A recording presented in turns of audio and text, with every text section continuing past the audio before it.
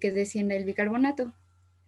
En la alcalosis metabólica, en la que hay un aumento de bicarbonato, aquí la presión del CO2 va a aumentar un 0.7 milímetros de mercurio por cada miliequivalente por litro que aumente el bicarbonato. En la acidosis respiratoria, que tiene la presión de CO2 elevada, aquí, bueno, la respuesta va a variar, depende de la evolución. En caso de la aguda, va a aumentar 1 miliequivalente por litro por cada 10 milímetros de mercurio que aumente el CO2. Y en la crónica va a aumentar 3.5 miliequivalentes, igual por cada 10 milímetros de mercurio.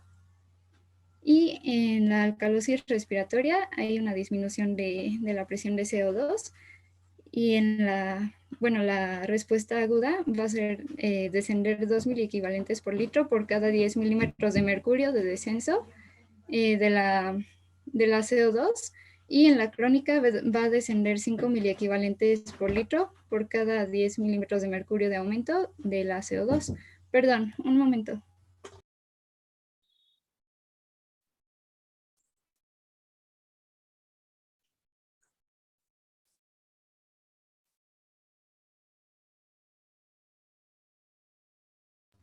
Ya, perdón, una disculpa. La que sigue, por favor. Ok. Bueno, ok, esto que tenemos aquí, bueno, esta tablita se refiere a verificar si las alteraciones que tenemos concomitantes se refieren a una respuesta adaptativa o a una alteración agregada. Por ejemplo, bueno, esto lo vamos a determinar calculando, en el caso de la acidosis, la presión de CO2 esperada, y en el caso de la alcalosis, la de bicarbonato. Por ejemplo, en la acidosis metabólica, vamos a calcular la presión de CO2 esperada multiplicando 1.5 por bicarbonato más 8.4. Entonces, el resultado que nos salga es, digamos, la presión de CO2 que esperaríamos para una respuesta adaptativa. Pero si está elevada, entonces estamos hablando de una acidosis respiratoria agregada, y si está disminuida, entonces sería una alcalosis agregada. Luego, para la alcalosis metabólica, la diferencia de CO2 esperada es de 0.5 por la diferencia de de bicarbonato, que vamos a ver más adelante cómo calcularla. Y aquí, entonces, si está elevada, vamos a hablar de una acidosis respiratoria también agregada, y si está disminuida, de una alcalosis respiratoria agregada. Ok, luego en la acidosis respiratoria, que como vimos anteriormente, va a depender su respuesta adaptativa de si es aguda o crónica. La aguda se calcula con la fórmula de 0.1 por la diferencia de CO2, y la crónica es 0.4 por esta diferencia. En la alcalosis respiratoria, la aguda es 0.2 por la diferencia de CO2, y la crónica es 0.5 por esta misma diferencia. Y estos valores que tenemos aquí al lado, que, bueno, dice límite de adaptación, se refiere a que si rebase estos niveles, o sea, ya no vamos a estar hablando tampoco de una respuesta compensatoria, sino de otro trastorno que se agregó. La que sigue, por favor. Ok, bueno, aquí, digamos, la causa de las combinaciones de estos trastornos va a depender. Por ejemplo, en acidosis metabólica, que se combina con acidosis respiratoria, o también se conoce como acidosis mixta. Bueno, esta va a presentar CO2 demasiado alto para el descenso de bicarbonato, que es lo que veíamos anteriormente, que ya no corresponde a una respuesta adaptativa. Y los valores de bicarbonato van a ser demasiado bajos para el aumento de la CO2. Y este puede ser causado por un paro cardiorrespiratorio o parálisis de los músculos respiratorios en pacientes que además tienen diarrea o acidosis tubular. La alcalosis mixta va a tener una CO2 demasiado baja para el bicarbonato elevado. Y bueno, aquí también puede ser normal. Y el bicarbonato va a ser demasiado alto para la CO2 baja. y esta puede ser debido a hipocapnia primaria vinculada con hepatopatía crónica, succión nasogástrica, hipocalemia grave o administración de álcalis e insuficiencia renal crónica. En el caso de la acidosis metabólica más alcalosis respiratoria, esta va a tener niveles de CO2 demasiado bajos por el descenso de bicarbonato y su característica pues es un pH normal o casi normal, pero pues por esto no podemos descartar que haya algún trastorno. Aquí la hipocapnia va a ser secundaria, bueno, puede ser secundaria a un edema pulmonar, hipoxia o ventilación mecánica. Y en cuanto al componente metabólico, puede ser secundario a una hiperlactatemia o intoxicación por salicilatos. La acidosis metabólica más alcalosis metabólica puede ser causada por una hepatopatía por alcohol que desarrolla cetoacidosis ya sea de ayuno o láctica, más una alcalosis metabólica por vómito o por diuréticos.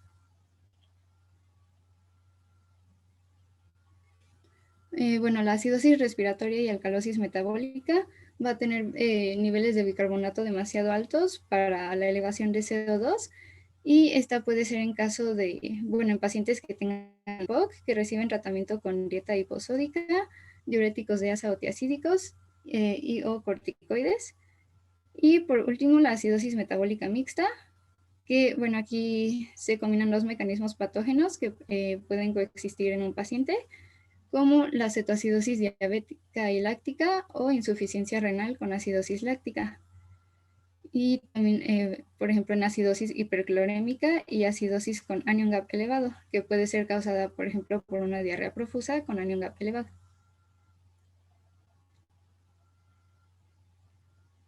Ok, bueno, como hemos visto en bueno, en las clases anteriores, las manifestaciones clínicas pueden ser demasiado inespecíficas, pero estas van a depender, pues, para empezar, de cuál sea el trastorno dominante y además, pues, de qué tan alterados estén los niveles de los diferentes componentes de este trastorno.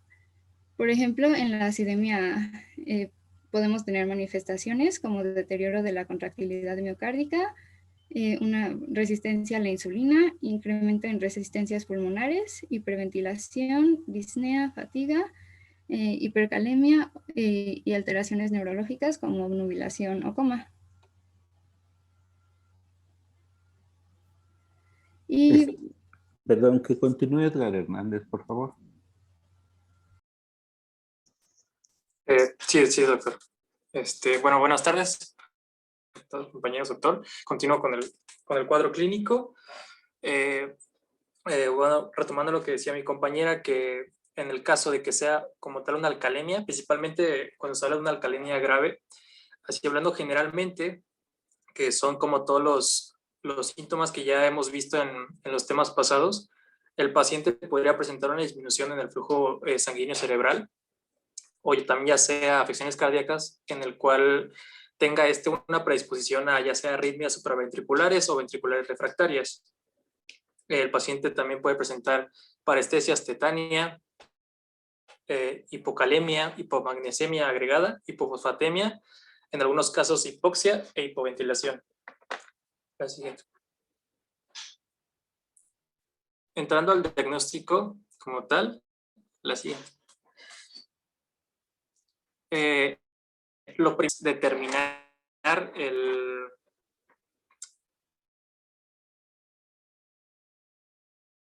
a partir del pH, los valores que ya hemos estado como viendo, que si es menor a 7.35, se va a estar hablando de que es una acidemia, y si en el caso era 7.45, ahí estamos hablando de una alcalemia.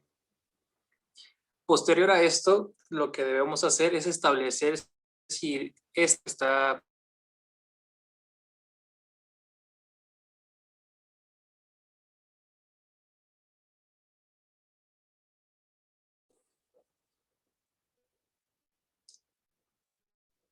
ya, ¿no me escuchan? Creo que se me salió, no sé qué pasó. Ya, amigo, ya sí, te ya te escuchamos. escuchas. Es que como que se reinició esto, ya está. Ok, entonces, como les decía, Entonces hay que determinar si este padecimiento es de origen respiratorio o metabólico.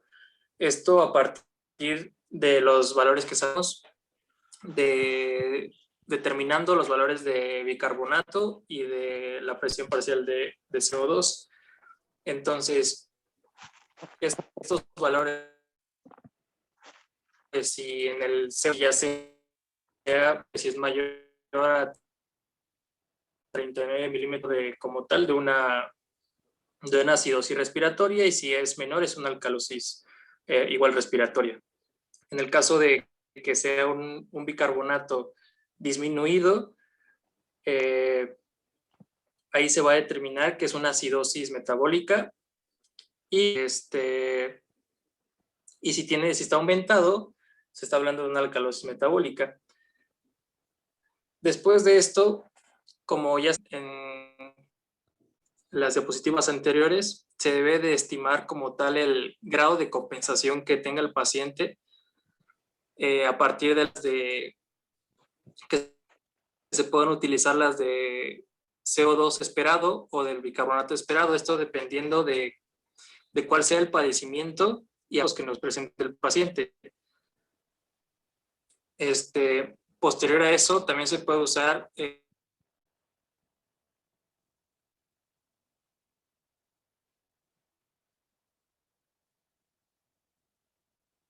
Esto pues es importante, y el saber el por qué debemos de calcularla es porque todo esto está basado en el principio de la electroneutralidad, y esto pues quiere decir que, bueno, en esta parte se asume que por cada incremento en el anion gap se acompaña de una disminución de 1 mil equivalente sobre litro del bicarbonato. Entonces tenemos que si el bicarbonato es mayor que el esperado, vamos a estar frente a un evento de alcalosis metabólica. Pero si esto es menor al esperado, estamos ante un evento de acidosis metabólica con un anion gap normal. Entonces, cuando tenemos una relación 1 a 1 dentro de esto, estamos dentro del intervalo esperado. Entonces, con esto tenemos que si la delta brecha aniónica es normal, estamos, decíamos, en un cuadro de acidosis metabólica simple con un anion gap elevado. Si este es superior a 6, estamos frente a un cuadro de alcalosis metabólica o una acidosis respiratoria asociada a la acidosis metabólica con anion gap elevado. Y si este es inferior a 6, significa que estamos frente a un cuadro de acidosis metabólica con anion gap normal o una alcalosis respiratoria asociada a la acidosis metabólica con un anion gap alto. Oiga, Doc, yo tengo una pregunta, perdón. Adelante. Entonces, con respecto a lo que comentó mi compañera, ¿el anion gap es la única manera en la que vamos a poder identificar si el trastorno es un trastorno simple en agudo o un trastorno mixto? No, no necesariamente. Si tú calculas la compensación esperada, por ejemplo, lo que hablan del PCO2 esperado, ¿sí? Si lo calculas y ves el reporte de la gasometría, ¿verdad? Por ejemplo, ¿no? El paciente con una cirrosis metabólica y tiene una PCO2 de 25, y al calcular el PCO2 esperado, ¿verdad? Te da que tiene 30, ¿sí? Entonces quiere decir ahí, ¿verdad?, que se está agregando, ¿verdad?, retención de CO2, lo que es lo mismo, se está agregando un componente de acidosis respiratoria a la acidosis metabólica inicial. O sea, el delta gap que comenta su compañera, sobre todo es cuando tenemos ciertas dudas de algunos procesos, ¿verdad?, de por qué el paciente no responde al manejo inicial si ya detectamos el trastorno del desequilibrio ácido-base que dio pauta a todo el problema del paciente, ¿sí? Y entonces, ¿verdad?, ante la falta de esa respuesta al manejo, pues tenemos que buscar si no hay otro trastorno asociado, o sea, si no es un trastorno mixto. ¿Sí? Ok, doctor, gracias. A ver, continúe, por favor. Ok, y este algoritmo es básicamente lo que estábamos explicando al principio de cómo evaluar correctamente una gasometría. Lo primero que debemos de evaluar va a ser el pH de nuestro paciente. Si este se encuentra normal, entonces debemos proseguir a evaluar la presión parcial del dióxido de carbono, y si esta se encuentra normal, vamos a evaluar la... Ay, se me olvidó el nombre, pero si El esta... exceso de base. Sí, perdón. Si esta se encuentra normal, pues no tiene ninguna alteración. Y si esta se encuentra normal, podemos estar frente a un trastorno metabólico, pero probablemente este esté compensado y debemos evaluar cuál es la compensación. En el caso de que la presión parcial de dióxido de carbono haya sido anormal, podemos pensar que se deba a un trastorno respiratorio. Entonces, también aquí vamos a valorar si está compensado o no. De igual manera, desde el principio, si este pH se encuentra de manera anormal, es decir, que se encuentra alterado, también lo primero que vamos a evaluar es la presión parcial de dióxido de carbono. Si este se encuentra normal, estamos frente a un trastorno metabólico, y si este es anormal, debemos de explicarnos el por qué es la alteración para definir si es de origen respiratorio o de origen metabólico, que básicamente es lo que hemos visto en las clases anteriores.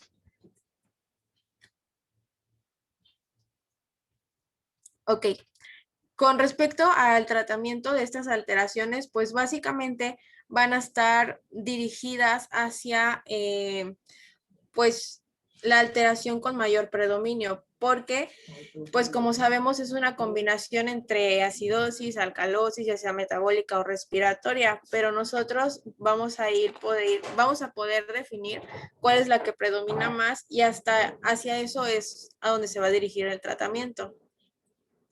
Bueno, como medidas generales tenemos que medir la presión arterial, la temperatura y la diuresis de nuestro paciente al menos cada 8 horas.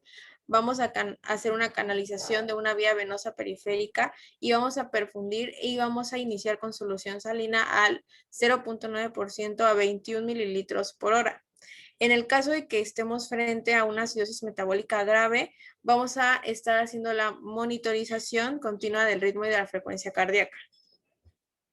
Pero ya tal cual específicamente hacia cada pues alteración ácido-base, básicamente pues en una acidosis metabólica vamos a administrar bicarbonato sódico, y esta es a razón del 50% en la primera hora, de acuerdo al bicarbonato corregido. Y de aquí en adelante, pues vamos a estar evaluando pues la gasometría para ver pues la evaluación del paciente y administrar la cantidad restante del sodio en caso de que este sea necesario. En el caso de una alcalosis metabólica, tenemos que hay alcalosis metabólica salino sensible y salino resistente. En el caso de la salino sensible, pues vamos a administrar solución de cloruro de sodio al 0.9%, y también vamos a dar suplementos de potasio, en el cual va a ser 0.6 miliequivalentes por kilogramo del peso del paciente. Y en el caso de que este sea cardiópata, vamos a administrar acetosalamina en una dosis de 250 miligramos cada 12 horas. Y pues en caso de que el paciente pues tenga algún tipo de fracaso renal o la alcalosis pues ya sea como muy grave, pues hay que evaluar pues el hecho de implementar diálisis. En el caso de que estemos frente a una alcalosis metabólica salino resistente, pues esta va más dirigida hacia corregir lo que lo está causando y los factores que la están precipitando. Por ejemplo, si la causa es hipopotasemia, entonces vamos a administrar potasio. En el caso de que sea pues un exceso de actividad mineralocorticoide, pues vamos a implementar o vamos a recurrir a los diuréticos distales como la espironolactona a una dosis de 100 miligramos, pues podría ser cada 8 horas, tres veces al día, o a amilorida, que sería de 10 a 20 miligramos cada 24 horas por vía oral. Cuando estamos frente a un cuadro de acidosis respiratoria, nuestro papel aquí va a ser establecer una ventilación adecuada. Esto puede ser recurriendo a drenaje postural o incluso al uso de broncodilatadores o una ventilación mecánica. O en caso de que la acidosis respiratoria sea crónica, podríamos recurrir a la administración de oxígeno. Y en el caso de una alcalosis respiratoria, también vamos a dar el tratamiento de acuerdo a la enfermedad que haya originado esta alteración ácido-base. Y podemos recurrir a ansiolíticos en el caso de que sea una hiperventilación de origen psicógeno.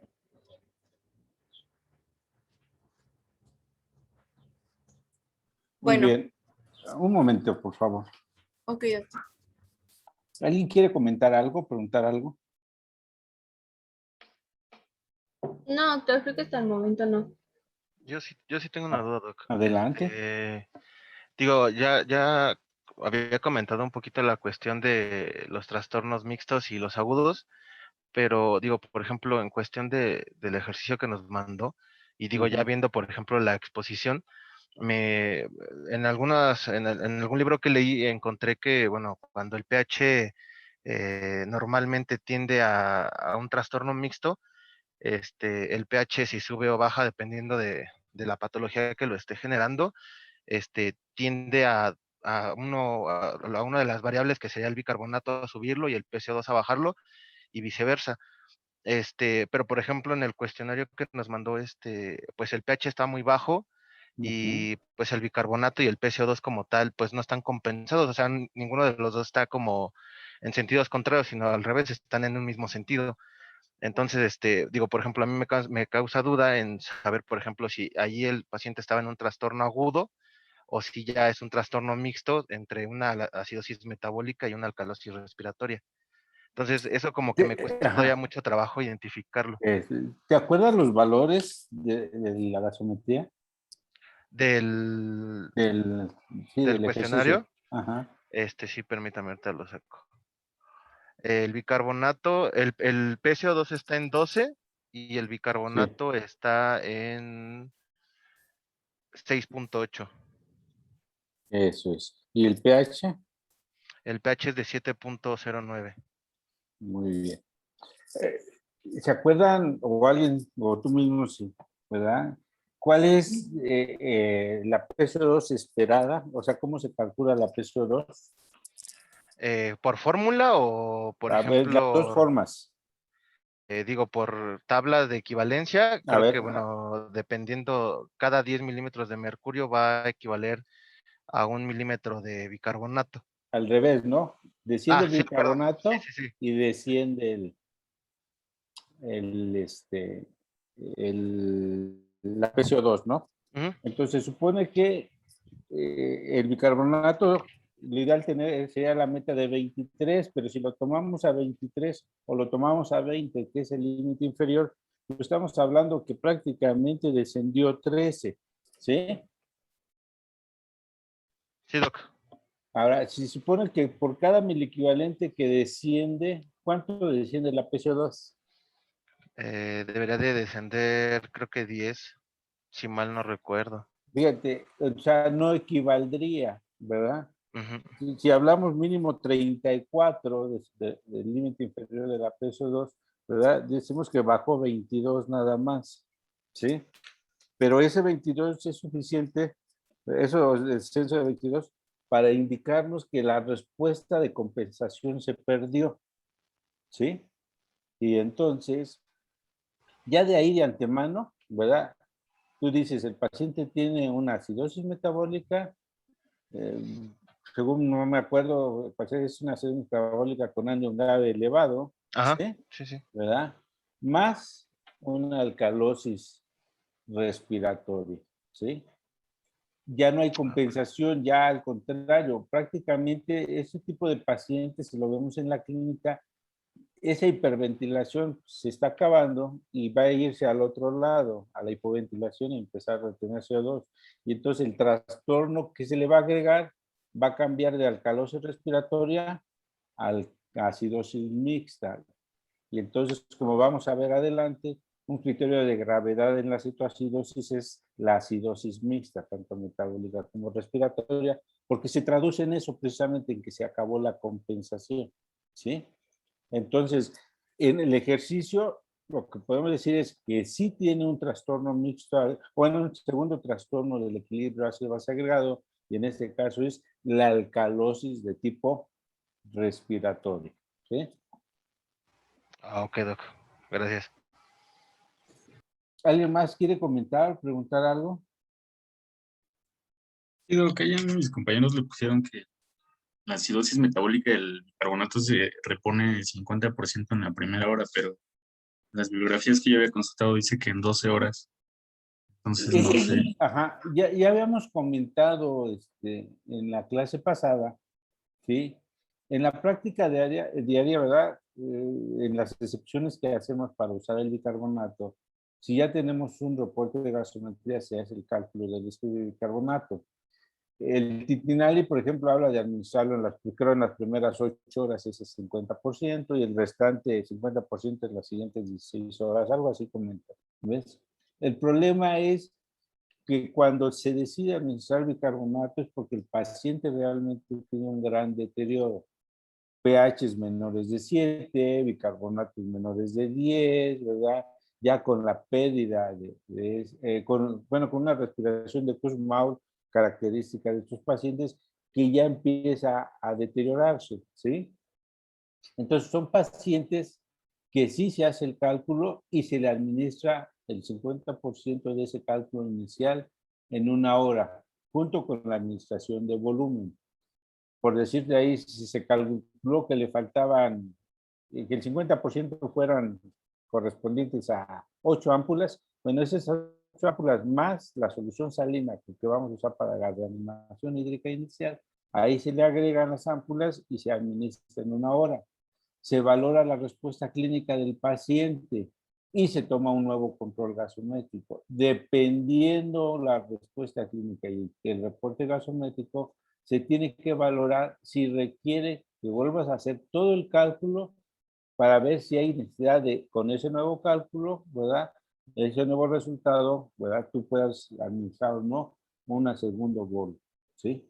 Sí, todas las bibliografías hablan. Mira, lo que pasa es que hay muchos riesgos del uso de bicarbonato, por eso, inclusive, ¿verdad? Ya prácticamente en desuso en la parada cardíaca, ¿sí? A menos que el paciente, que haya sido un evento de paro presenciado, que llevemos 15, 20 minutos de reanimación sin una respuesta adecuada, a veces valoramos el uso de ese bicarbonato por el tiempo de evolución que lleva, la hipoxia que debe de tener el paciente, ¿verdad? A nivel celular, por supuesto, ¿sí? Y con eso todo el trastorno que conlleva. Y sabemos que si tomamos la gasometría, puede tener un trastorno de acidosis mixta, si no es que, ¿verdad?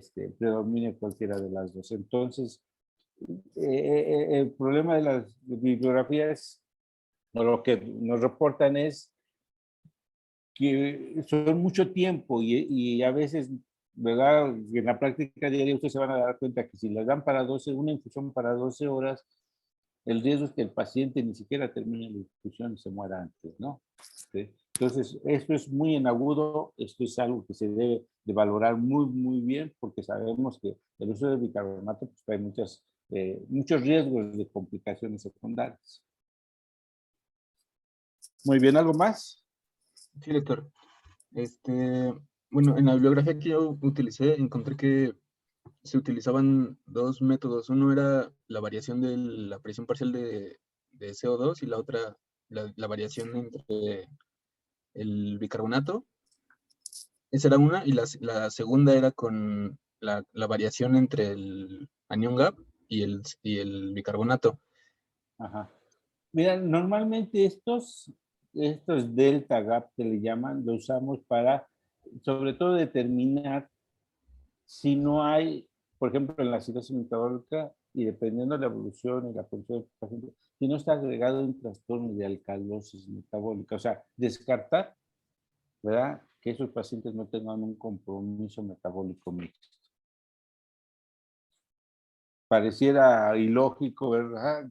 Pensar que tienen acidosis y alcalosis metabólica, pero pacientes que lo ayudan a atender, así como vamos a ver, por ahí está descrito que hay pacientes que pueden tener cetoacidosis en más estado hiperosmolar, ¿no? Entonces sería así como muy raro, pero se dan las cosas.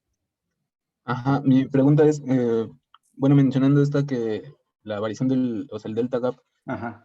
¿cómo identificamos cuál debemos utilizar? Porque utilizando el delta gap, pues según el resultado, arroja que es acidosis metabólica con anión GAP elevado, como mencionó, Ajá. pero la diferencia es en el siguiente, el agregado es la acidosis metabólica hiperclorémica en lugar de la acidosis respiratoria que mencionó usted. Pero, a ver, cuando hablamos de acidosis hiperclorémica, ¿verdad? Lo agregamos no como sustituyendo el trastorno respiratorio agregado. O sea, puede ser una combinación de No, un perdón, me segundo. equivoqué. El resultado es acidosis metabólica con anión GAP elevado más alcalosis metabólica. Ajá. Por eso, aquí a lo que voy es esto, ¿verdad?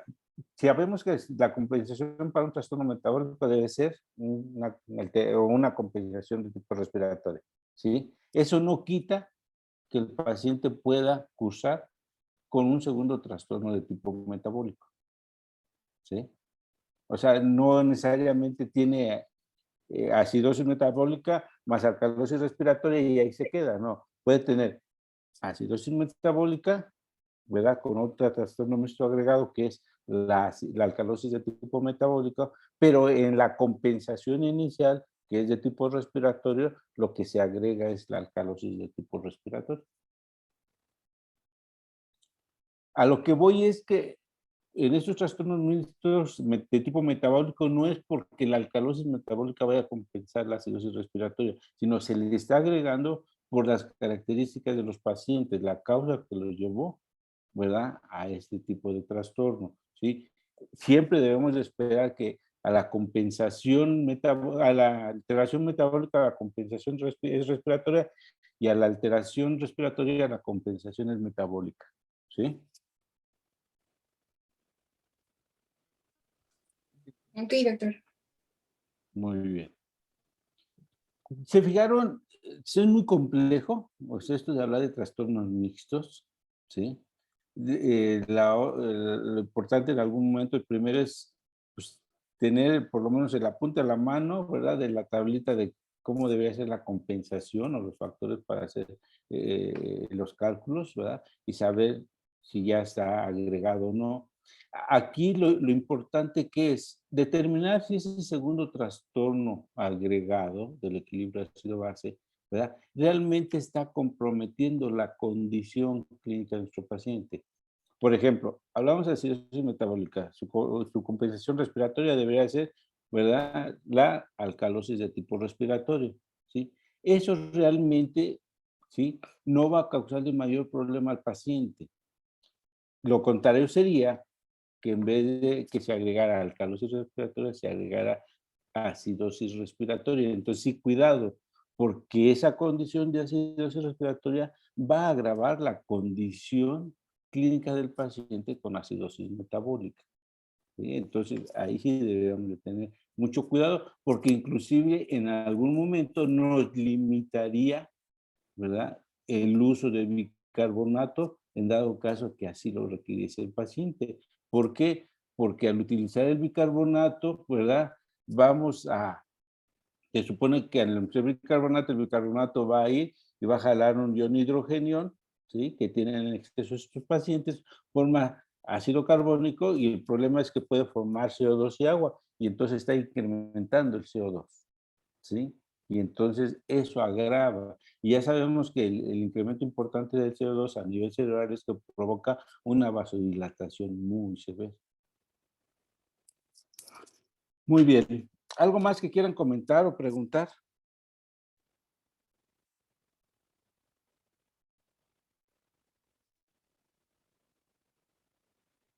¿No? Si no, No. entonces vamos a continuar con las complicaciones agudas del paciente diabético, ¿verdad? Vamos a iniciar con lo que sería la cetoacidosis diabética. Entonces, por favor, que continúe Paola Hernández. Ok, doctor. ¿Sí se escucha? Adelante. Sí. Ok, bueno, como el doctor ya lo mencionó, vamos a iniciar con a ver lo que son las complicaciones agudas y de las cuales una es muy severa, que es de la diabetes mellitus, que en este caso va a ser la cetoacidosis diabética. Bueno, la cetoacidosis diabética es uno de las urgencias de la diabetes mellitus más frecuentes que llegan en caso de urgencias. En este caso se presenta más en pacientes con diabetes mellitus de tipo 1, en pacientes pediátricos o bien en pacientes descompensados por algún trastorno de su medicamento. Vamos a tener que como característica bioquímica de la cetoacidosis diabética va a ser que va a presentar una hiperglicemia mayor a 300 miligramos sobre decilitro, un pH menor a 7.35 y una concentración de bicarbonato menor a 15 miliosmoles por litro. Las causas más frecuentes a la cetoacidosis diabética se producen por medio de la deshidratación o por las infecciones en nuestros pacientes con diabetes mellitus. La mayoría de las causas, esto se debe a una infección, por ejemplo, cuando un paciente diabético presenta lo que es el pie diabético y esta puede agravarse hacia una infección, lo que provoca así que el organismo caiga a un estado de cetoacidosis. Y esto se va a deber por una disminución de la concentración de la insulina en el organismo de nuestro paciente. La que sigue, por favor. Bueno, como ya lo había mencionado, el 80% de los pacientes que presentan esta cetoacidosis son pacientes con diagnóstico de diabetes mellitus de tipo 1. Y estos van a ocurrir con mayor frecuencia en pacientes con diagnóstico ya establecido, el cual no tenga un control de su medicamento o de su tratamiento correcto. También afecta mucho a pacientes con nivel socioeconómico bajo, esto debido a que muchas veces no tienen los recursos para adquirir estos medicamentos y por lo tanto pues no lo administran. También una causa más común es la hospitalización con diabetes mellitus tipo 1 en pacientes pediátricos. Esta se va a presentar en el 5 al 25% con pacientes de diabetes mellitus 2, 1 y diabetes mellitus tipo MODY, y la incidencia anual va del 4.6 a 8 por cada 1000 casos y su mortalidad puede ser del 4 al 10% si esta no es atendida. La que sigue, por favor. Bueno, como factores de riesgo, ya lo hemos mencionado, van a ser pacientes menores de edad, esto que sean menores de 5 años, aquellos que tengan ausencia de antecedentes familiares de diabetes mellitus de tipo 1, porque sabemos que esta puede correr con un patrón hereditario. Cuando tiene una mayor duración de los síntomas, cuando tiene un tratamiento tardío o no completo, cuando tiene un menor ingreso económico, cuando tiene menos índice de masa corporal, cuando tiene una infección precedente, que esa es la mayoría de los casos, una falta de administración de insulina en pacientes diabéticos, cuando la bomba de difusión subcutánea tiene una obstrucción o tiene alguna falla, por lo tanto no tiene una administración correcta de la insulina para que sea captada. También aquellos pacientes que cursan con trastornos de personalidad y alimentación, y otros pueden ser aquellos pacientes con infartos silenciosos, accidentes cerebrovasculares, isquemia mesentérica, pancreatitis aguda, uso de esteroides, tiazidas, bloqueadores de canales de calcio, propanolol y fenitoína. La que sigue, por favor. Bueno, hablando de la fisiopatología, pues vamos a tener que la cetoacidosis diabética se va a deber a un déficit de la insulina en nuestros pacientes. Esto va a originar que nuestros pacientes cursen con un estado de hiperglucemia.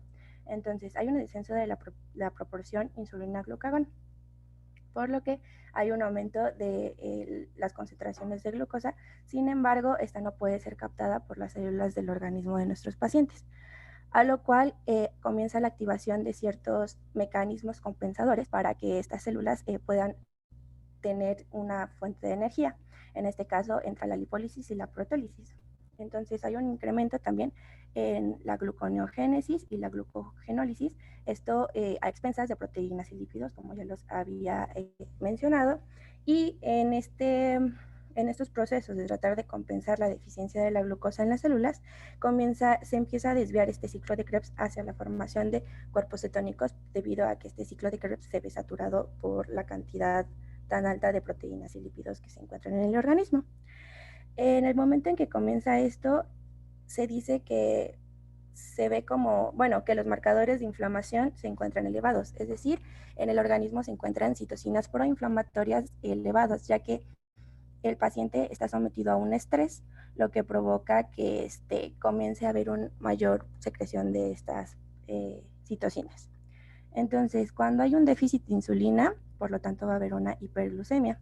Esto va a hacer que en el ciclo de Krebs disminuya la cantidad y la concentración de fructosa 2,6-fosfato, lo que va a provocar que haya una alteración en la actividad de una enzima, que la enzima va a ser la fosfofructosinasa, fructosa 1,6-bifosfatasa.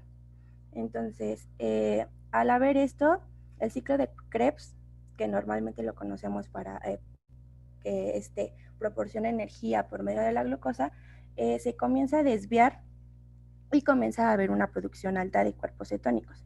Estos cuerpos cetónicos son altamente tóxicos tanto a nivel cerebral como cardiovascular y en el músculo. Las alteraciones hepáticas van a provocar un desplazamiento de la manipulación del piruvato hacia la síntesis de glucosa y por lo tanto lo apartan de la glucosis, y entonces el exceso de glucagón va a provocar una disminución de la actividad piruvatosinasa y el déficit de insulina va a aumentar la actividad de la fosfoenol piruvato carboxiasa. Esto va a provocar un aumento en la concentración de los cuerpos cetónicos, como ya lo vengo mencionando. La que sigue, por favor. Entonces, en el momento que hay un aumento del glucagón más catecolaminas, va a comenzar un proceso que es la glucogenólisis. Esto va a tratar de compensar los niveles bajos de glucosa que las células tienen, pero al haber una disminución de la insulina, va a haber una reducción de los GLUT4, lo que va a hacer una menor captación de esta glucosa.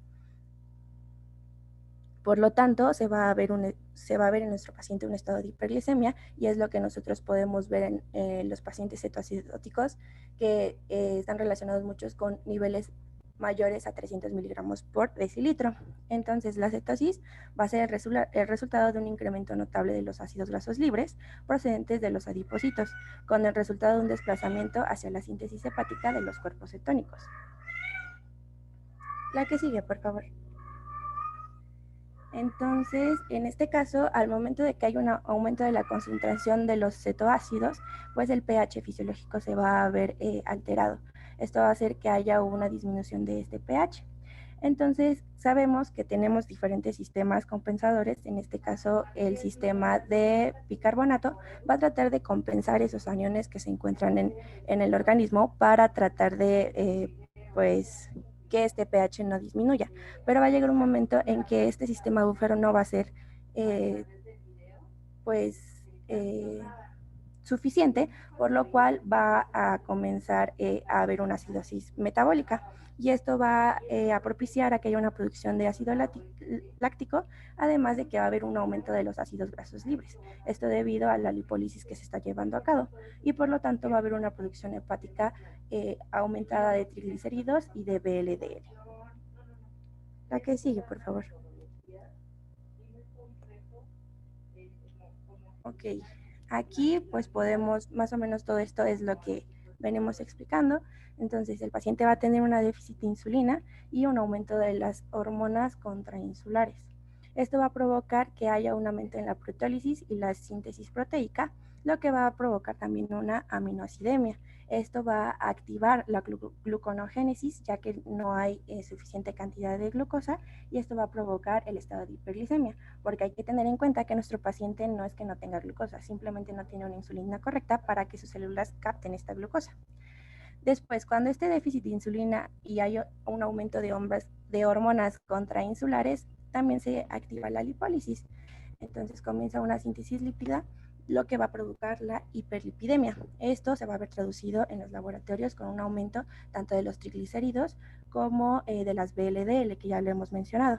Entonces, en la hiperlipidemia va a haber glicerol y ácidos grasos libres, los cuales el glicerol va a entrar a lo que es la gluconeogénesis para tratar de compensar esta falta de glucosa, y los ácidos grasos libres también van a ser procesados por medio de la beta-oxidación, pero estos van a provocar cuerpos cetónicos, lo que va a activar la cetogénesis. Una vez que esta cetogénesis ha sido activada, pues va a comenzar una cetonemia, esto debido por las grandes cantidades de cuerpos cetónicos que se van a encontrar en el organismo, y estas van a tener una reserva de álcalis, van a provocar una reserva de álcalis, náuseas y cetonuria, que esto es muy importante porque es el diagnóstico que, lo vamos a poder ocupar como una parte fundamental en nuestro diagnóstico hacia nuestro paciente cetoacidótico. Entonces, la cetonuria va a tener una diuresis osmótica y va a tener una gran pérdida de electrolitos, como puede ser el sodio, el potasio y el cloro. Y esto va a provocar que nuestro paciente se presente con un cuadro de deshidratación. En cuanto a la reserva de álcalis, va a provocar lo que es una acidosis metabólica, lo que va a tratar de ser compensada con una frecuencia respiratoria. Esto para tratar de eliminar tanto dióxido de carbono como agua, y lo que va a provocar que nuestro paciente tenga un cuadro severo de deshidratación, ya que sabemos que por medio de la respiración hay pérdidas de agua que son de tipo insensibles. Esta deshidratación va a llevar a nuestro paciente en un estado de hipovolemia, lo que va a disminuir o va a presentar el déficit de la perfusión tisular. Y esto va a hacer que haya una disminución del filtrado glomerular y así haya oliguria, en casos ya cuando nuestro paciente está en un momento muy severo. La que sigue, por favor. Bueno, hablando del cuadro clínico de nuestro paciente. Perdón, que continúe Cano, por favor. Ok, doctor. Bueno, como ya lo mencionó mi compañera, mencionó la fisiopatología de la enfermedad y pues con esto podemos también resumir que cuando no existe insulina, cuando no hay insulina, pues las hormonas antagonistas no son bien controladas y lo primero que va a ocasionar esto pues va a ser el aumento de la glucosa, ¿no? Entonces, pues esto, un aumento, bueno, la hiperglucemia pues va a llegar a superar el umbral renal para la absorción de la glucosa y pues esto nos va a provocar la glucosuria, pues también la poliuria por el arrastre del agua y los electrolitos y pues como consecuencia importante va a haber una deshidratación extracelular y con esto una hipovolemia. Y bueno, también como va a haber una hiperosmolaridad plasmática, pues va a existir una deshidratación intracelular. Entonces, en cuanto a los síntomas, va a haber poliuria, polidipsia, pérdida de peso, dolor muscular y calambres. Y de acuerdo a la acidosis y la deshidratación, pues puede haber un dolor abdominal, hiperventilación, confusión y coma. Y pues también por algunos síntomas como la hiperventilación, la sudoración y pues cuando hay alguna infección agregada va a haber fiebre. Entonces estos padecimientos podrían provocar que haya una mayor pérdida de flujo de fluidos y electrolitos. La que sigue, por favor. Entre los signos de la cetoacidosis diabética podemos encontrar la deshidratación, una presión sanguínea baja, frecuencia cardíaca aumentada, el pH pues va a estar disminuido y es importante que en la acidosis va a haber una respiración con olor a acetona o también lo llaman olor a manzana. Va a haber un dolor abdominal, la palpación, coma, respiración de Kussmaul y una hiperglucemia, glucosuria, como lo habíamos mencionado, y puede haber alteraciones electrolíticas como el potasio sérico puede estar elevado, al igual que la amilasa sérica. La que sigue, por favor.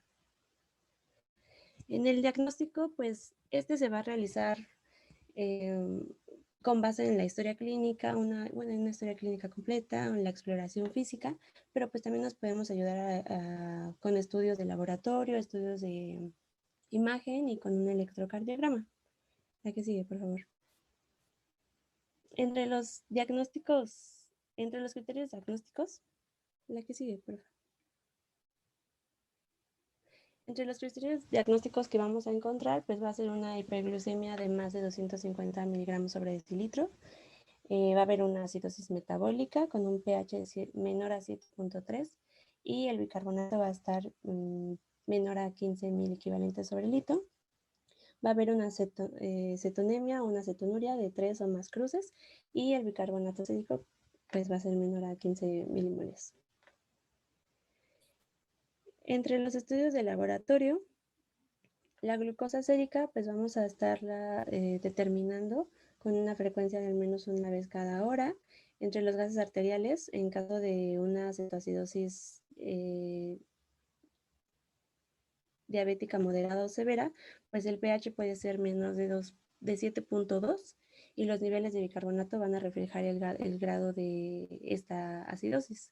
En el caso del potasio, pues inicialmente los niveles de potasio son normales o un poco altos, y esto pues se debe a que la citosis saca el potasio de las células. Entonces pues es también importante la monitoración por electrocardiograma. Y en el sodio pues se va a encontrar disminuido, esto debido al efecto de dilución de la hiperglucemia. Y en el hemograma pues se van a encontrar leucocitos, incluso aunque no haya una infección. También en el uroanálisis sirve para pues, destacar la presencia de infección. Si se hallan bacterias o hongos, pues se puede empezar a hacer un urocultivo. Y pues en la orina realmente podemos ver, o sería un buen indicador para los niveles de cetona y glucemia del organismo. Y también el fosfato y el calcio, hay algunas veces que estos electrolitos se ven disminuidos, pero pues realmente las bibliografías decían que esto pues carece de una clara significación clínica. Lo que sigue, por favor. Entre los estudios de imagen podríamos tomar una radiografía de tórax, y pues podemos destacar más bien descartar una infección respiratoria, o también podríamos ver el estado de los pulmones, el tamaño del corazón. Y en una tomografía cerebral pues se puede ordenar cuando el paciente se en coma o ante la sospecha de edema cerebral. En el caso del electrocardiograma, este es importante para la monitoración de los niveles plasmáticos de potasio. Vemos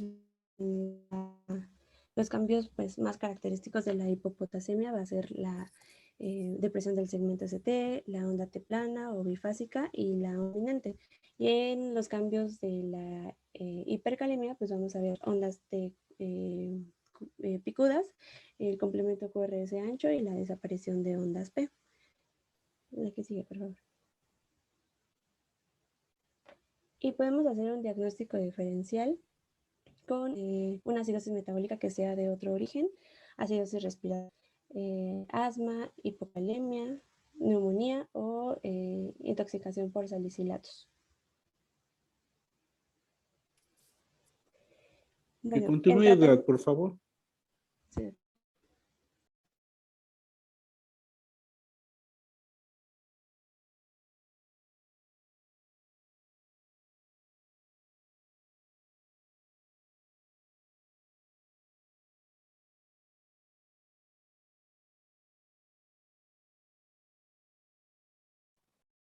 ¿Qué pasó, Edgar? ¿Sí o no? Doctor, ¿qué dijo? Disculpe. Que continúe, Edgar Hernández. Ok.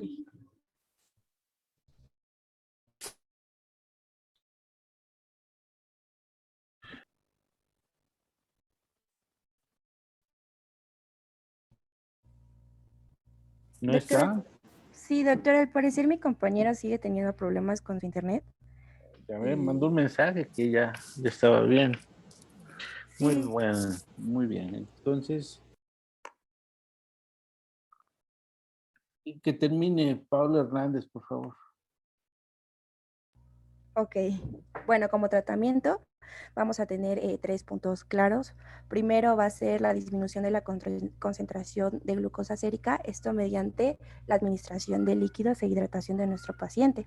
Después vamos a reducir esta cantidad de cetosis por medio de la administración de insulina, que posteriormente pues vamos a hablar de ella, y también restaurar el déficit del volumen circulante. Esto va a ser por medio de reemplazo de los electrolitos que nuestro paciente tenga deficientes. La que sigue, por favor.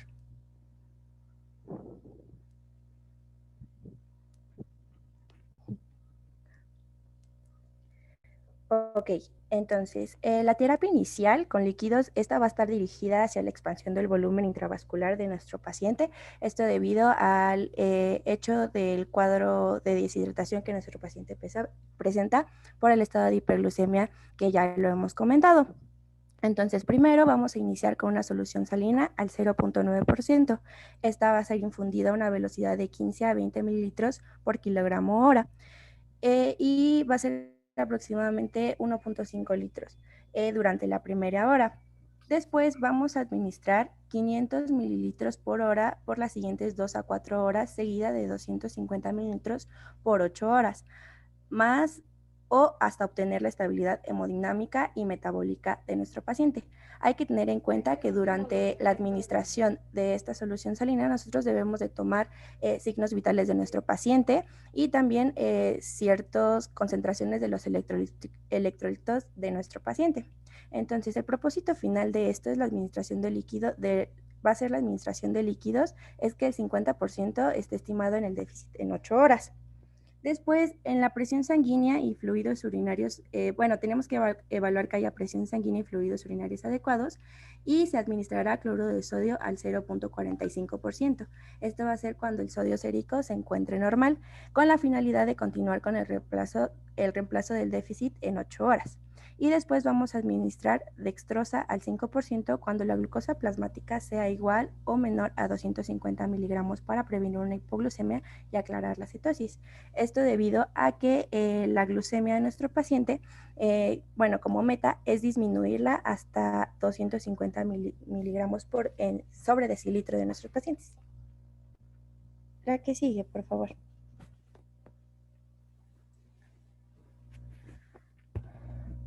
Ok, tenemos en cuanto a la insulina, para tratar a nuestro paciente cetoacidótico, vamos a administrar 10 unidades de insulina de acción rápida venosa. Después, esta infusión va a ser continua de insulina, debe ser administrada a una frecuencia de 0.1 unidades por kilogramo por hora de nuestro paciente y debemos de vigilar los niveles de glucosa cada hora y nuestros electrolitos cada 2 horas. Posteriormente, si la glucosa sérica no ha disminuido entre los 50 a 70 miligramos sobre decilitro en la primera hora, debemos de duplicar esta dosis de insulina. Si disminuye a más de 50 a 70 miligramos por decilitro, debemos de checar con niveles de glucosa venosa. Posterior a esto, la glucosa sérica debemos de llevarla a un límite, debemos de llevarla a que sea menor de 200 miligramos por decilitro y si persiste con cetosis, debemos administrar suplemento de dextrosa al 20 o al 50% y continuar con la infusión de insulina.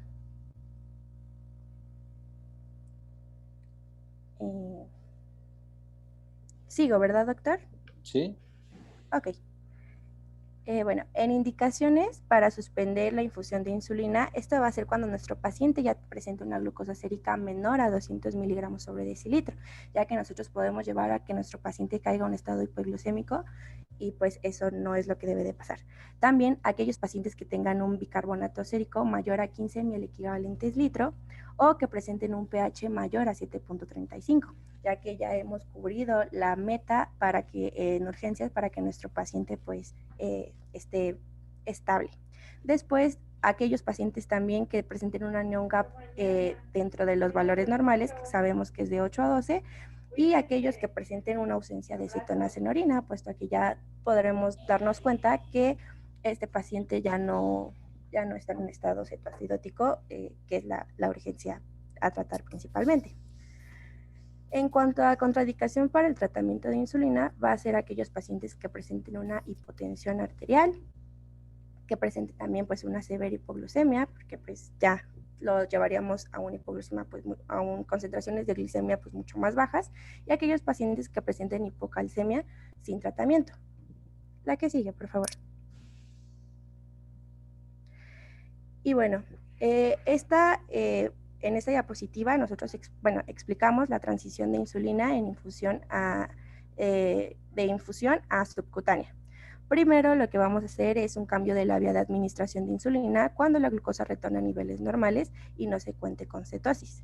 Después, el tiempo de acción de insulina por esta vía es entre 30 a 45 minutos y su vida media va a ser de 2 a 3 horas. Por lo tanto, la administración de insulina subcutánea deberá iniciarse con la administración de la última dosis de la insulina intravenosa. Entonces, los análogos de la insulina subcutánea, que van a ser en este caso la Lispro y la Aspart, son efectivos en la cetoacidosis diabética leve y moderada, esto administrándolo de cada 1 a 2 horas en pacientes que no se encuentren en terapia intensiva. En el caso de una insulina NPH, la vamos a administrar cada 12 horas a razón de 0.6 unidades por kilogramo día, o 2/3 partes deberán de ser administradas por las mañanas y el resto por la tarde o la noche. La que sigue, por favor. Y bueno, en el caso, se recomiendan dosis suplementarias de insulina dependiendo de los valores de glucosa en sangre. Esto ya lo vamos a administrar cuando nuestro paciente pues ya esté en un estado estable, y va a ser cuando la glucosa sérica de nuestro paciente esté de 240 a 300 miligramos por decilitro. La administración va a ser que el 10% del total de la insulina rápida más el requerimiento de insulina NPH según el peso de nuestro paciente. Cuando la glucosa sérica esté en 300 a 400 miligramos por decilitro, esta va a ser el 15% del total de la insulina rápida más el requerimiento de la insulina NPH de nuestro paciente. Y si esta es mayor a 400 miligramos por decilitro, va a ser un 20% del total de la insulina rápida más el requerimiento de la insulina NPH. La que sigue, por favor. Y bueno, el suministro de potasio siempre debe ser a través de un catéter central de la siguiente manera. Cuando tenemos un potasio mayor de 5.000 equivalentes por litros, en este caso no va a requerir suplemento y solamente va a ser por vigilancia. En el caso de que el potasio sea de 4 a 5.000 equivalentes, este va a requerir un reemplazo con 20.000 equivalentes litro, los cuales van a estar diluidos en una solución salina del 0.9% en 100 mililitros y la vamos a pasar durante 1 hora. Si los valores de potasio están entre 3 y 4.000 equivalentes, nuestro paciente va a requerir del reemplazo de 30 a 40.000 equivalentes por litros, y estos van a ser diluidos de la misma forma en que ya lo mencioné. Y si el potasio es igual o menor a 3.000 equivalentes por litro, este paciente va a requerir un ajuste de 40 a 60.000 equivalentes por litros de reemplazo, y estos van a ser diluidos en 200 mililitros de la solución salina al 0.9%. Ok. En el caso del tratamiento al fosfato, los pacientes con fosfato sérico que sean menores de 1 miligramo por decilitro o que tengan hipofosfatemia moderada e hipoxia concomitante, anemia o compromiso respiratorio, debemos administrar de 30 a 60 miligramos de fosfato de potasio al día. Mientras que si hablamos del magnesio, nuestro paciente presenta una cantidad menor a 1.8 mil equivalentes por litro o menos de magnesio, pues en este caso vamos a administrar 5 gramos en 500 mililitros de solución salina al 0.9%, y en este caso la vamos a pasar entre las primeras 4 y 6 horas. Después de administrar a estos, pues nosotros tenemos que tomar estudios bioquímicos para ver los niveles de estos electrolitos y después evaluar si seguimos con una terapia o con tratamiento o ya está en estado pues estable. La que sigue, por favor. Bueno, en caso del bicarbonato, la terapia de suplemento con bicarbonato no se recomienda, ya que el bicarbonato se eleva con la administración de la insulina y al momento de que nosotros tengamos estable a nuestro paciente. Pero su uso está relacionado al incremento en la producción de cetonas hepáticas, así como el riesgo de hipopotasemia, acidosis paradójica del líquido cefalorraquídeo y un aumento del riesgo de edema cerebral. Por lo tanto, vamos a administrar de 44 a 88 mil equivalentes litros en 1 litro de solución de cloruro de sodio al 0.45% si es que nuestro paciente lo requiere. Y esta la vamos a repetir dosis cada 2 horas hasta que el pH sea mayor o igual a 7.02. En el caso de que nuestro paciente presente un pH menor a 6.9, se van a diluir 100 milosmoles de bicarbonato de sodio en 400 mililitros de agua estéril para ser infundidos a 200 mililitros por hora. Posteriormente, si tenemos un pH entre 6.9 a 7, se preparan 50 milosmoles de bicarbonato de sodio en 200 mililitros de agua estéril y es infundido a 200 mililitros por hora. ¿A qué sigue, por favor? Y bueno, algunas complicaciones de nuestros pacientes que presentan cetoacidosis, pues en este caso se presenta el edema cerebral, que este va a ser más en pacientes pediátricos.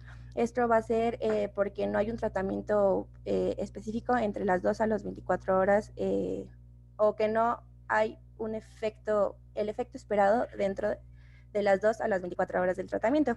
En este caso puede haber o no signos que nos presente que nuestro paciente tiene edema cerebral, y si en este caso nuestro paciente presenta esto, le podemos administrar manitol de 1 a 2 gramos por kilogramo en 15 a 30 minutos. Esto porque sabemos que es un diurético osmótico. El tromboembolismo pulmonar, esto va a ser en pacientes con estado de hipercoagulabilidad secundario. También pueden presentar dilataciones gástricas agudas, esto porque las bibliografías manejan que muchos o la mayoría de los pacientes que presentan cetoacidosis tienen distensión abdominal, esto debido a las alteraciones electrolíticas e hiperventilación. Lo que vamos a hacer nosotros es un tratamiento por medio de sonda nasogástrica o sonda orogástrica. También debemos tener la vigilancia estrecha para prevenir y detectar ciertas complicaciones en nuestros pacientes con cetoacidosis, y también el síndrome pulmonar agudo, que es más en pacientes jóvenes, y aquellos van a presentar taquipnea y cianosis, y también esta debe de ser detección precoz por medio de gasometrías en la unidad de cuidados intensivos. La que sigue, por favor. Ok, y es todo. Muy bien. ¿Alguien quiere comentar algo, preguntar algo? Yo tengo una duda, doctor. Adelante. Para cuando se administra insulina, menciona que primero se administra insulina rápida, de vía intravenosa, pero ya después, ya la que es de mantenimiento, ¿también tiene que ser rápida o se puede cambiar a otra de acción intermedia? Y tenía otra pregunta igual, por ejemplo, para empezar a corregir los desórdenes, ¿tiene que ser en un orden o pueden ser todos simultáneamente? Muy bien. ¿Alguien más quiere comentar algo, preguntar algo? Yo, ¿cuál es el mínimo Adelante. de potasio para poder nosotros empezar con la terapia de insulina? Porque leí que si está abajo de 3.3, podemos causar un paro cardíaco. Entonces, pues en la clínica, ¿cuál usan como referencia o cómo le hacen ahí? Eso es. Muy bien. ¿Alguna otra pregunta? Yo, doctor, yo tengo una parecida a la de mi compañera Monse. Ajá. Yo había leído que en los trastornos mixtos lo que se hacía era que se corregía el trastorno que estuviera causando las mayores complicaciones. Pero mi pregunta es que si, o sea, si corregimos el trastorno que está causando el mayor problema y todavía tenemos manifestaciones del trastorno secundario, como por ejemplo una alcalosis, ¿ya tendríamos que tratar como tal esta alcalosis? La cuestión es que los trastornos del equilibrio ácido-base, acuérdense que son síndromes que acompañan una enfermedad. En este caso, ¿verdad? Están acompañando a la cetoacidosis diabética, pues la acidosis metabólica, y inicialmente se da alcalosis respiratoria y en forma muy tardía y como criterio de gravedad cambia a acidosis respiratoria, ¿sí? Entonces, lo que usted va a manejar es, ¿verdad? Al paciente integralmente, ¿verdad? Va a manejar la hiperglicemia, va a manejar la acidosis en este caso, ¿verdad? Va a manejar los trastornos electrolíticos, por supuesto va a manejar la cetosis, ¿verdad? Y esto es, ¿verdad? En relación también a la pregunta de en qué orden iniciamos el manejo. Entonces, bueno, vamos a adelantarnos tantito, ¿sí? Propiamente no vamos nosotros a dirigirnos a manejar el síndrome de acidosis metabólica ni el síndrome de alcalosis respiratoria. Nosotros vamos a manejar al paciente con cetoacidosis diabética, ¿sí? Muy bien. ¿Algo más? ¿O alguien quiere comentar algo, preguntar algo más? Yo, doctor. A ver. Bueno, por ejemplo, en el caso clínico, O sea, no era tan elevada la temperatura, tenía 38. Pero, por ejemplo, en algún caso que requiriera, por ejemplo, disminuir la temperatura por algún riesgo de por sí que pueda presentar convulsiones febriles, además del riesgo, por ejemplo, de una hiponatremia o algo así, ¿como qué medicamento sería el indicado? Porque había leído que algunas veces se utilizaba metamizol sódico, pero que tenía alto riesgo de hipotensión, y aparte nuestro paciente del caso clínico también tenía ¿cómo se llama? Hipotensión. Entonces no sé si se realiza pues la aplicación del metamizol a pesar del riesgo o se utiliza otro tipo de medicamentos. También decía que paracetamol u otros AINES, pero decía que recomendablemente el metamizol era para uso intrahospitalario. Eso es una buena pregunta, nada más que de entrada te digo que la hipertermia en estos pacientes al final es lo de menos, ¿sí? Los pacientes, y te voy a hablar principalmente de pacientes adultos, yo por desgracia o por fortuna no tengo experiencia en niños, ¿sí? Pero yo nunca he visto un paciente, aún con una hipertermia maligna, que convulsione, ¿sí? Entonces, aún que se asocien alteraciones, por ejemplo, del sodio, que ya vemos va muy acompañado de alteraciones neurológicas, ¿verdad? Más la alteración de hipertermia, no sé. Yo no lo he visto, pero bueno, mira, en la práctica, en urgencias, el manejo es primero medidas físicas, ¿verdad? Dejar al paciente con el mínimo de ropa, hielo, ¿verdad? Para tratar de bajar la hipertermia. Tú lo has comentado, ¿verdad? El metamizol es muy bueno, muy potente. El problema es que en un paciente con déficit de volumen, ¿verdad? Se acentúa la inestabilidad hemodinámica y provoca la hipotensión. Pero igual hay otros medicamentos que son vía parenteral, ¿sí? Diclofenaco, el ácido acetilsalicílico, ¿verdad? Se puede dar paracetamol por zona nasogástrica si es que no tolera la vía oral. O sea, la hipertermia se puede controlar, ¿verdad? Pero no es una prioridad dentro del manejo de las situaciones. ¿Algo más que quieran comentar o preguntar? ¿No? Bueno, miren, en cuanto a lo que a las preguntas específicamente. En urgencias, en los pacientes que están en urgencias, siempre lo que se utiliza es insulina rápida, ¿sí? La insulina NPH, sobre todo, por ejemplo, en esos pacientes diabéticos, tanto en la cetoacidosis como en el estado pulmonar, el cambio a insulina NPH lo hace o el endocrinólogo o el internista en piso, ¿sí? El manejo inicial, ¿verdad? Para estos pacientes es insulina rápida y de preferencia administración IV. ¿Por qué? Estos pacientes, ¿verdad? Por lo general llegan acompañados con una gran deshidratación y eso ocasiona inestabilidad hemodinámica por déficit de volumen circulante efectivo. Entonces, ¿sí? Si nosotros ponemos la insulina, aún la rápida subcutánea, ¿sí?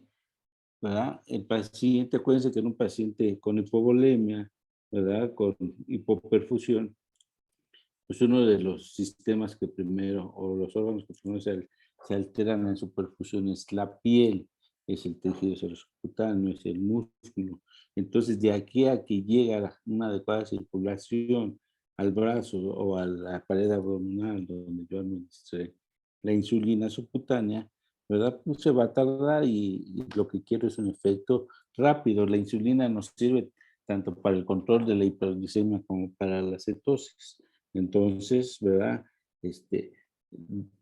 Siempre va a ser la infusión de insulina rápida. Si por alguna situación no tuviésemos una bomba de infusión para tener un adecuado control de la infusión de insulina y evitar lo más que se pueda el riesgo de hipoglucemia, porque a veces las señoritas enfermeras, ¿verdad? Se les pasa un poco y, por ejemplo, ya llega la hora de entregar a su paciente y como ven retrasado el goteo, le abren a las soluciones y pueden provocar hipoglucemia. En fin, hay muchos factores Entonces, si no se tiene bomba de difusión, se usan lo que le llamamos microbolos horarios, ¿sí? O sea, cada hora se toma una glicemia capilar o dextrosis y dependiendo del resultado, se da la indicación de administrar el bolo, ¿sí? Entonces, eso es en cuanto a la insulina, ¿sí? También en cuanto a la insulina, las dosis ya están bien establecidas. El bolo inicial no es de 10 unidades. El bolo inicial es de 0.1 unidad por kilo de insulina rápida.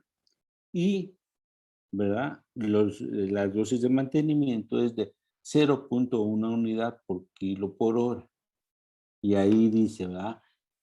Si inicio la infusión, ¿verdad? Y a la hora le tomo el control y si no bajó entre 50 y 70 miligramos la glucosa, ¿sí? Yo puedo incrementar en vez de 0.1 unidad, que sean 0.2 unidades por kilo por hora. Y así hasta tener yo un control de la hiperglicemia, ¿sí? Igualmente, una vez que ya tengo un control, en algunos artículos hablan por debajo, pues, un nivel de 200, otros de 250, y los que son un poco más conservadores llegan hasta 300 miligramos de reporte de glucosa, ¿verdad? Nunca se suspende la insulina en forma abrupta en urgencias. Siempre que la tenemos en infusión, sobre todo en el paciente diabético, lo que hacemos es, si estaba pasando 0.2 unidades por kilo por hora en un paciente de 70 kilos, hablamos de 14 unidades por hora, ¿sí? Lo que hago es que bajamos la infusión al 50%, o sea, nada más 7 unidades por kilo por hora, e inicio la administración de solución glucosada al 5 o al 10%. Esto con la finalidad de tener un margen de seguridad a nuestro paciente y evitar la hipoglucemia, que como vamos a ver la próxima clase, la hipoglucemia, ¿sí?, causa un daño muy rápido al cerebro. Entonces debemos de tener mucho cuidado en cuanto a su evolución. Entonces por eso se administra, o sea, se agrega solución glucosada. Nunca se reemplaza la solución salina que estemos infundiendo por solución glucosada, sino más bien a la solución salina se le agrega solución glucosada para que, ¿verdad?, evitemos el riesgo de hipoglucemia en los pacientes, ¿sí? Ahora, miren, el orden de manejo de los pacientes, bueno, hablemos un poquito en general del paciente con cetoacidosis, ¿sí? Entonces, polular es lo más frecuente, aunque pueden ser en ambos tipos de pacientes, el diabético 1, tipo 1, aunque también lo hemos visto en el paciente diabético 2, incluso en el adulto que debuta como diabético, aparentemente no se sabía, y viene un proceso infeccioso y desencadena un cuadro agudo de cetoacidosis, y es lo que llamamos el debut del paciente diabético con ese cuadro de cetoacidosis. Aunque les digo que incluso así está dirigida la bibliografía hacia pacientes jóvenes o niños preferentemente. Entonces, esa es una característica. Se dice que, ¿verdad?, son pacientes con, más bien, sin insulina circulante, entonces se les tiene que estar aportando como tal, ¿sí? Esa es una de las principales causas por lo que también, ¿verdad?, llegan a presentar gran producción de, ¿verdad?, así, cuerpos cetónicos. Entonces, aquí debemos de tener mucho cuidado. Normalmente esto es desencadenado por procesos infecciosos, neumonías, infecciones de la piel o de tejidos blandos, ¿verdad? Procesos gastrointestinales. En el paciente diabético tipo 1 que se administra todos los días la insulina subcutánea, ¿verdad? Pues ya son muchos piquetes en la barriga, en los muslos, en los brazos, y se aburren y entonces, ¿verdad?, se la dejan de aplicar, ¿sí? Entonces eso es algo que se ve muy frecuentemente, se vuelven muy rebeldes, sobre todo el paciente diabético tipo 1, y, ¿verdad?, ahí provocan que sea que precipiten el cuadro, ¿sí? Ahora, este cuadro es de inicio muy rápido, ¿sí? Y esto debemos de tenerlo en cuenta porque, bueno, a mí me llama mucho la atención que hablan como complicación el edema cerebral. Para que en un paciente con trastorno metabólico, sobre todo de glucosa, de deshidratación, quizá de alteración del sueño, se provoque edema cerebral, ¿verdad? Se dice que debe de llevar cierto tiempo, porque eso, ¿verdad? Como lo vamos a ver en el paciente con estado hiperosmolar, la siguiente clase, ¿sí? Pacientes que se instalan en días, semanas, ¿sí? El paciente cetoacidótico es en horas, días, ¿verdad? Entonces, este paciente con estado hiperosmolar da tiempo a la formación, ¿verdad? De unas sustancias en el cerebro que se llaman osmoles idiogénicos, ¿verdad? Y que es lo que va a provocar la formación de ese edema cerebral si no manejamos adecuadamente a los pacientes. En cambio, en el paciente cetoacidótico es más raro. Yo la verdad nunca he visto bueno, nunca he visto un paciente que como complicación de cetoacidosis tenga edema cerebral, y he visto muchos pacientes cetoacidóticos. Incluso la gran característica del paciente cetoacidótico, la gran característica clínica es la respiración de Kussmaul, ¿sí? Yo digo, ¿verdad?, que es un cuadro muy fluido, y que ve por primera vez una cetoacidosis diabética no se lo olvida por esa respiración tan rápida y profunda que es la respiración de Kussmaul. Entonces, sí, también debemos de tener mucho cuidado con el dolor abdominal, ya que a veces, ¿verdad?, si nosotros no tenemos experiencia, le hablamos al cirujano, ¿verdad? Viene el cirujano y dice que sí tiene irritación peritoneal, lo mete a quirófano y pues no encuentran nada, ¿verdad? Entonces, ese dolor abdominal está mucho dado por lo que es la distensión abdominal, el desequilibrio hidroelectrolítico. Entonces debemos de tener mucho cuidado, ¿sí? Entonces aquí todo esto es bien importante.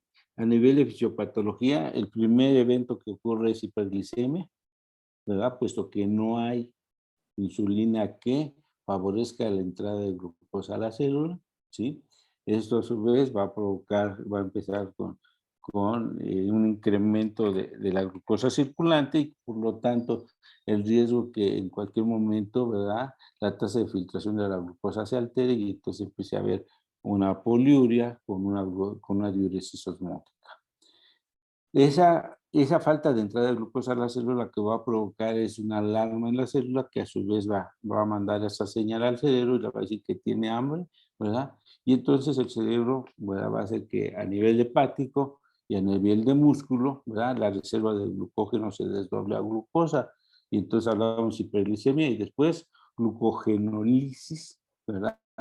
El problema es que esa glucosa que se desprende del glucógeno, ¿verdad?, o que se desdobla del glucógeno, pues tampoco va a entrar a la célula, incrementando la hiperglicemia, ¿sí? Y entonces vuelve a señal de la célula, ¿verdad?, diciendo que tiene hambre, pues, o que no entra sustratos de energía, como sería la glucosa, y entonces viene, ¿verdad?, la otra orden, que es formar glucosa a partir de sustratos que no son carbohidratos. En este caso, principalmente, ¿verdad?, a partir de lo que son lípidos, ¿sí? Y entonces inicia lo que es la gluconeogénesis.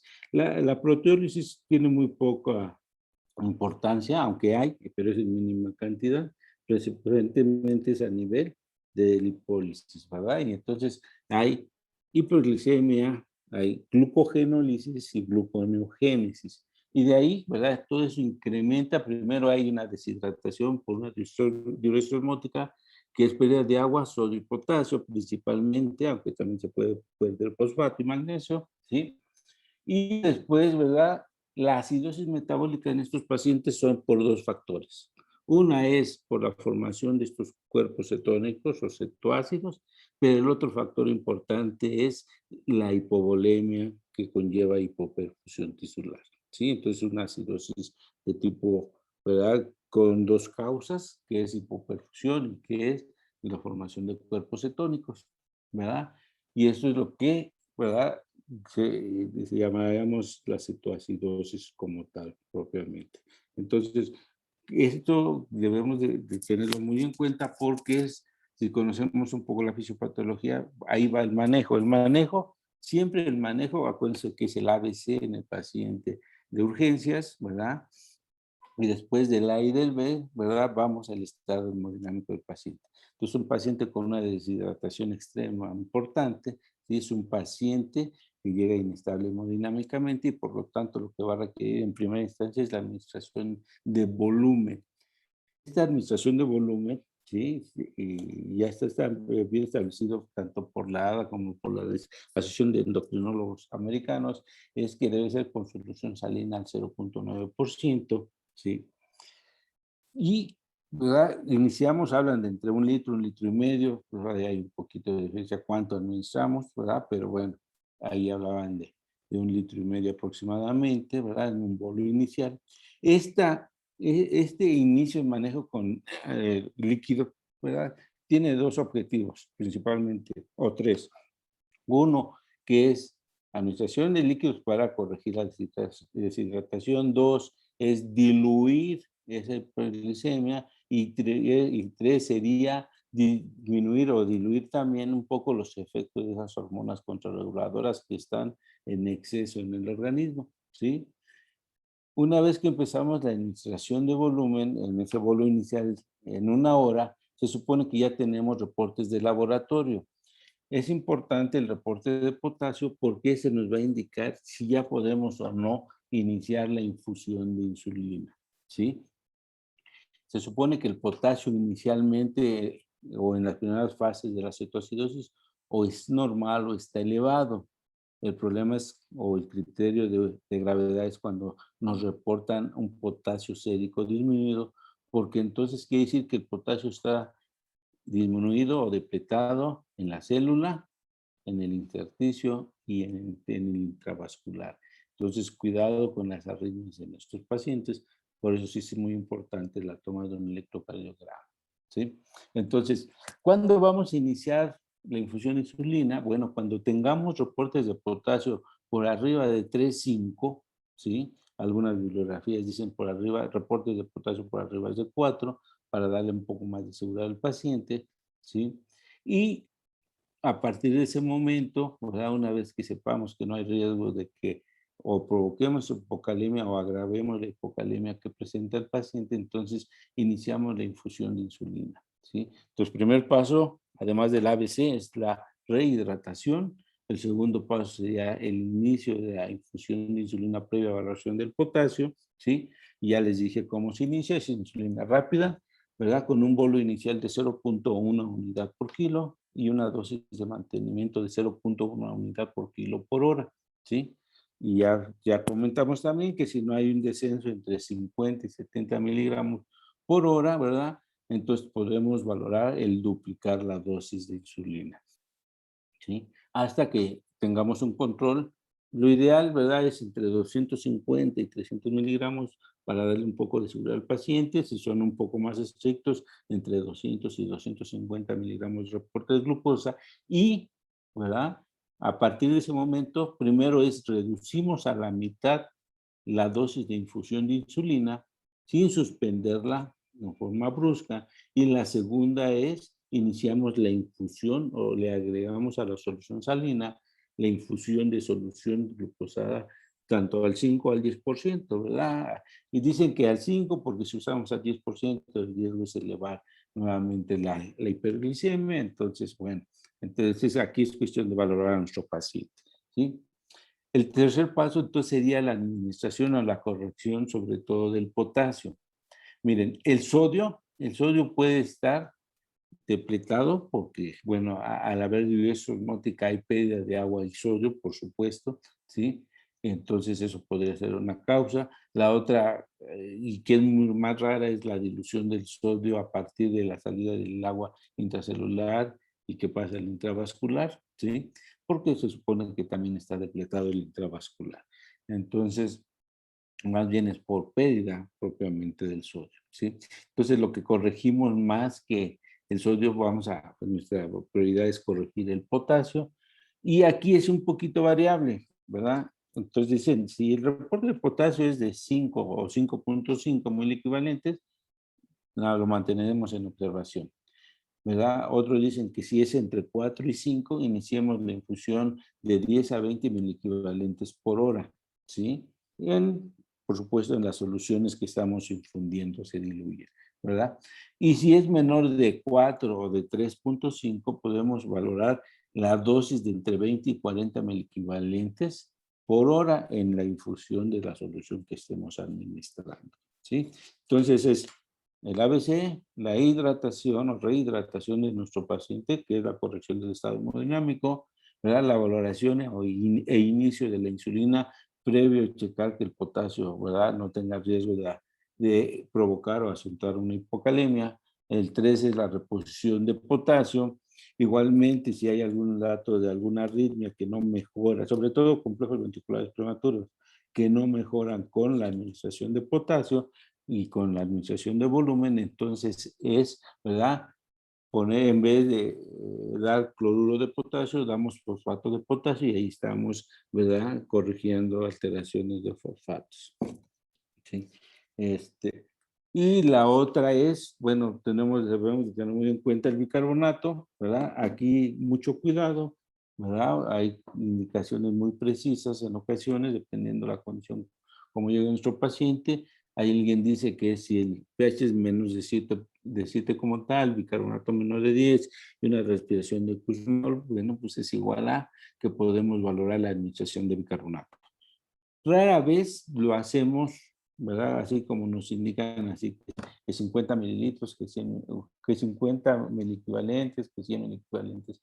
Siempre que tenemos un resultado, lo que debemos de hacer es el cálculo del déficit de bicarbonato y la administración del 50% de ese déficit en un bolo inicial para 1 hora y posteriormente se valora con un nuevo control gasométrico. No debemos de olvidarnos, por supuesto, localizar la causa, porque si no, nunca vamos a corregir ni la acidosis ni la cetosis, ¿verdad? Buscar qué es lo que provocó o desencadenó este cuadro, procesos infecciosos. Si hablamos de vías respiratorias, de tejidos blandos, hablamos de gram positivos, ¿verdad? A lo mejor una cefalosporina de segunda o tercera generación inicial en forma empírica. Si hablamos de procesos de vías urinarias o renales o gastrointestinales, ¿verdad? Podemos hablar de la posibilidad de gram negativos, ¿verdad? Y ahí, pues a lo mejor una quinolona podría ser una posibilidad, en fin, ¿verdad? Entonces, todo eso, ¿verdad? De tenerlo en cuenta. Y algo bien importante es que estos pacientes, todo paciente diabético con o sin complicación aguda, es un paciente protrombótico, o sea, paciente con gran posibilidad de que produzca trombos o trombosis. Entonces, ¿verdad? Si el paciente además le agregamos deshidratación, ¿verdad?, en esta complicación aguda, ese riesgo se incrementa. Entonces debemos de dar antitrombóticos o antiagregantes plaquetarios, ¿verdad? Dependiendo de la experiencia que tengamos, podemos usar clopidogrel, ácido acetilsalicílico, si es que tolera la vía oral nuestro paciente, o heparinas de bajo peso molecular subcutáneo, ¿verdad?, si es que no tolera la vía oral. Entonces, pero eso es a valoración propiamente de nosotros. Ahora debemos de tener, ¿verdad?, en cuenta algunos criterios de gravedad en estos pacientes. Uno es que llegue con acidosis mixta, ¿sí? Se acabó la compensación respiratoria y en vez de tener hiperventilación, tiene hipoventilación.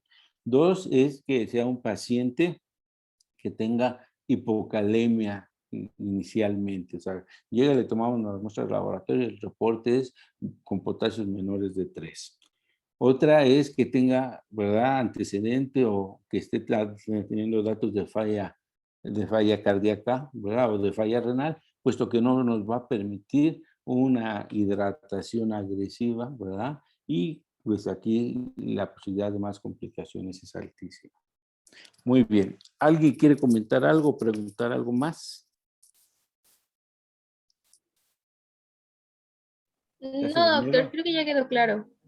¿Sí? ¿Seguros? Sí, doctor, gracias. Sí, doctor. A mí se me hace que me dejan hablando, ¿verdad? Pero bueno, ¿nadie quiere comentar, preguntar nada? ¿No? No, doctor, creo que todo estuvo muy bien. Bueno, entonces, el próximo miércoles le toca a 2 equipos, el equipo 2 y 3. Realmente son temas muy pequeños, sobre todo el hipoglucemia. El equipo 3, ¿verdad? Que le toca hipoglucemia, acuérdense que hablamos de hipoglucemia en el paciente diabético.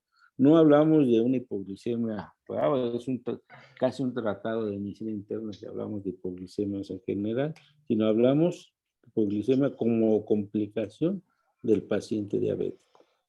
¿Sí? Vale, pues. Pues si no quieren comentar, preguntar algo más, pues nos conectaríamos el próximo miércoles. La dosis de mantenimiento es de 0.1, ¿verdad? Unidades. Así es. Okay. Sí, el bolo igual, el bolo inicial, 0.1 unidad por kilo, la dosis de mantenimiento 0.1 unidad por kilo por hora.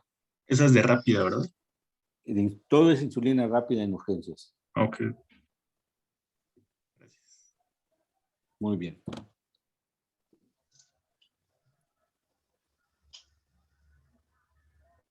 Si no que gustan preguntar, pues nos despedimos. Gracias, doctor. Okay. Muchas gracias. Gracias, doctor. Que estén bien, cuídense. Gracias, doctor. Buenas tardes, doctor. Gracias.